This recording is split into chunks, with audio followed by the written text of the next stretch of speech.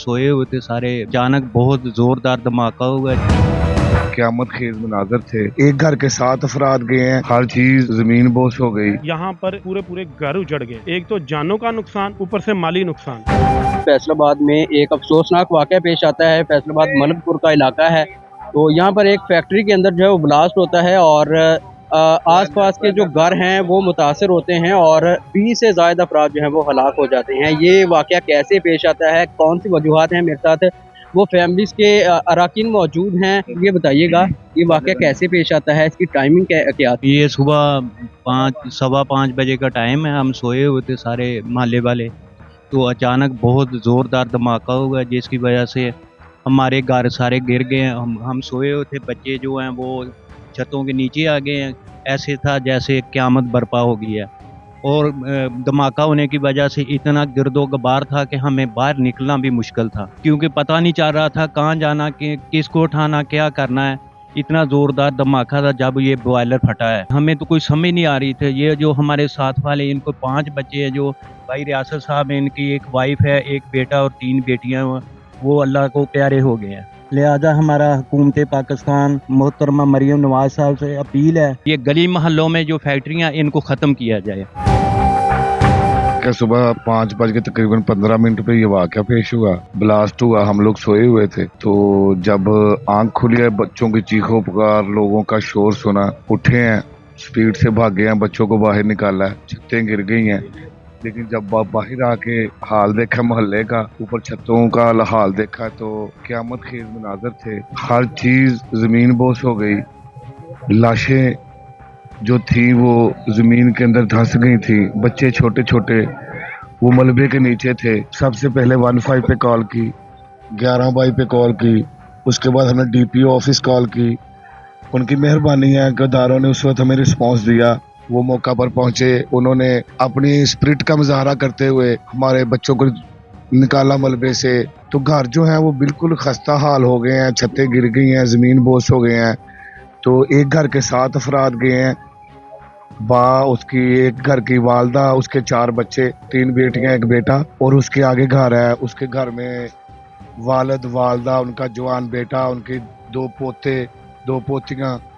आगे एक घर है, उसके 3 जवान बेटे, एक उनका बाप शहीद हो गए, इस दुनिया से रुखसत हो गए, हवा को सोगवार बना गए। सर मुझे बताइएगा मुकदमा दर्ज हुआ है, उसका खुलासा क्या है, किसकी मुद्दत में ये मुकदमा दर्ज किया गया है? ये जो मलिकपुर में हादसा पेश आया, यहाँ पर ये कच्ची आबादी थी, उसके साथ ही ये फैक्ट्री थी, उससे मुल्हिका ये 11 घर जो मलबे का ढेर बन गए।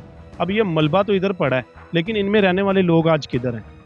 वो पूरा शहर जो है वो इस हवाले से लहू लहू हो गया। हर आंख अश्कबार है कि देखिए 3 घर तो ऐसे हैं जिनमें एक के 2 जवान बेटे, 2 जवान भाई वो मतलब जाम बाक हुए। फिर एक घर ऐसा है जिनके 7 लोग जो है वो जाम बाक हो। एक घर ऐसा है जिनके 5 लोग जाम बाक हो गए। भाई एक का खिलाफपुर नहीं होता, ठीक है। यहाँ पर पूरे पूरे घर उजड़ गए। एक तो जानों का नुकसान, ऊपर से माली नुकसान। अब मैं तो कहीं कहता हूँ कि अभी भी अगर अरबाब इख्तियार ने इसके ऊपर होश के नाखून ना लिए, अपनी आंखें ना खोली, तो कब खोलनी है? मज़ीद जानों का इंतज़ार करना है कि मज़ीद लोग मरेंगे तो फिर ये इसके ऊपर एक्शन लेना। ये अशराफिया के ख़िलाफ़ जो है ना, वो आखिरकार इनको करना होगा। अब हमारे ये लोग खड़े हुए हैं, आप इनसे पूछें कि हर कोई डरा हुआ है कि जी उसके खिलाफ़ कार्रवाई नहीं होगी, जो बंदा पकड़ा उसके खिलाफ़ कार्रवाई नहीं होगी, वो बड़ा तगड़ा कोई वकील है या फिर बड़ा तगड़ा अमीर आदमी है।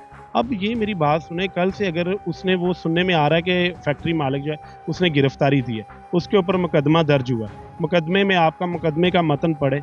मुकदमा जो है वो पुलिस ने अपनी ही मुद्दत में दर्ज किया है। जाने तो इनकी गई हैं, नुकसान तो इन लोगों का हुआ है, आप अपनी मुद्दत में दर्ज करी जा रहे हैं ताकि कल 2-4 साल गुजरे, जब मर्जी वो विड्रा कर ले इस पे कि जी इसकी ये वजह थी, इसके पास NOC था इसका।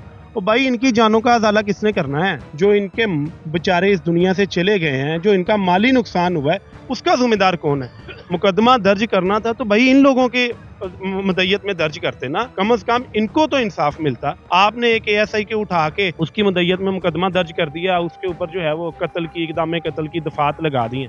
लेकिन इन लोगों का क्या है? इन लोगों की क्या दाद रसी हुई है? अफराद को गिरफ्तार किया अभी तक? अभी तो बताया गया है कि टोटल 5-7 अफराद के खिलाफ FIR हुई है। जिनमें 3 अफराद जो है वो गिरफ्तार हुए हैं। मैनेजर गिरफ्तार हुआ है, मालिक गिरफ्तार हुआ है और एक और उनका मुलाजिम जो है वो गिरफ्तार हुआ है। तो ये तो गिरफ्तारियां तो होती रहेंगी। फिर आपको पता है कचहरी का हमारा निज़ाम कैसा है, गिरफ्तारियां होकर ज़मानतें हो जाती हैं। और सबसे बड़ी बात यह है कि जिस स्टेट ने अपनी मदय्यत में मुकदमा दर्ज किया, क्या इसकी गारंटी है कि वो जिसकी पुलिस एहलकार की मदय्यत में मुकदमा दर्ज हुआ है वो कल रिश्वत लेके इसे विड्रॉ नहीं करेगा?